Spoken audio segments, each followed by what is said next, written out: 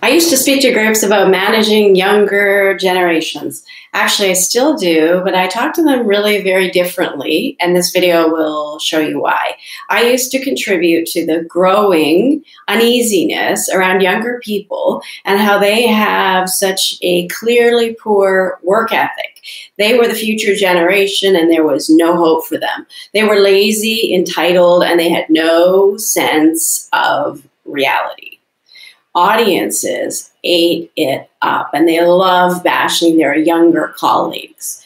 One day, though, I caught myself cutting corners and expecting to get something that I hadn't earned. I shrugged it off, and without skipping a beat, I went on to complain about other lazy and entitled people.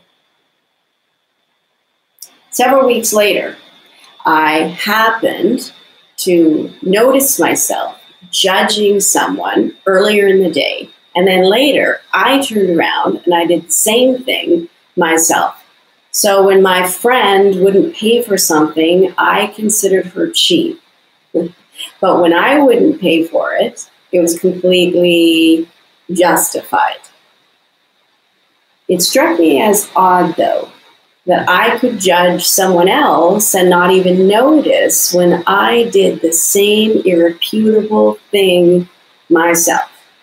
When I did something wrong, it was justified and it was okay. But when someone else did the same thing, I fiercely judged them. How is it possible to not see in yourself what you judge in other people? I think it's because the only reason that you can see a negative behavior in others is because it also exists in yourself. You wouldn't even know what lazy or entitled is unless you've been it yourself. The very thing you dislike in others is the thing that you refuse to see in yourself.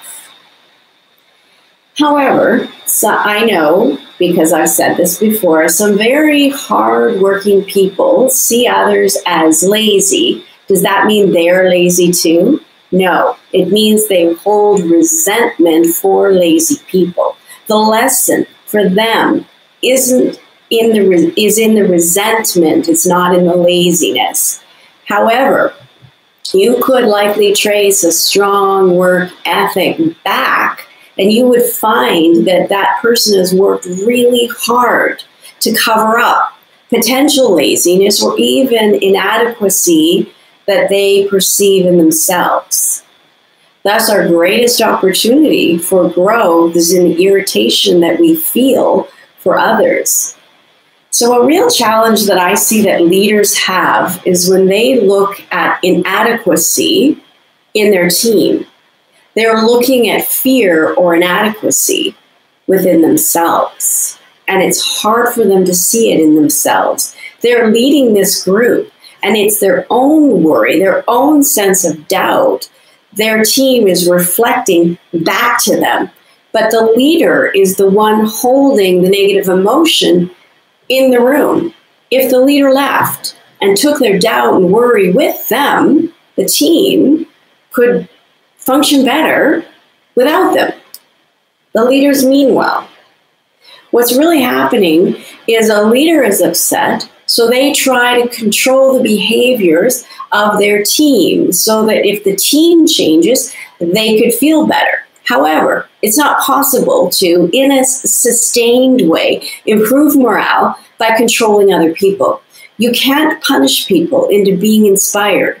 You also can't feel better by making other people feel worse. It just doesn't work. Inspiration is an internal feeling. Let's just consider a bully in the schoolyard. They would prey on the people that were easiest for them to bully. If you weren't afraid or bothered by the bully, he would just go away. You need to be bothered by him for him to bother you. You see, it's a reflection. Every leader I've ever met means well. They just don't realize it's their own aggravation that is aggravating everyone else. people around are just responding to that. If they could see it and understand the aggravation, the whole pattern of controlling others so that they can feel less aggravated would disappear, because they would know they're the linchpin holding it all together. I always encourage people in this to take themselves lightly when it comes to leadership and self-awareness.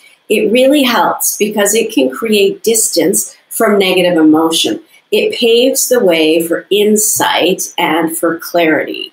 When you can laugh at yourself through levity, you can see your flaws and you can laugh at them without being attached to them. The last thing that you want to do is get angry because you're angry or mad because you're mad.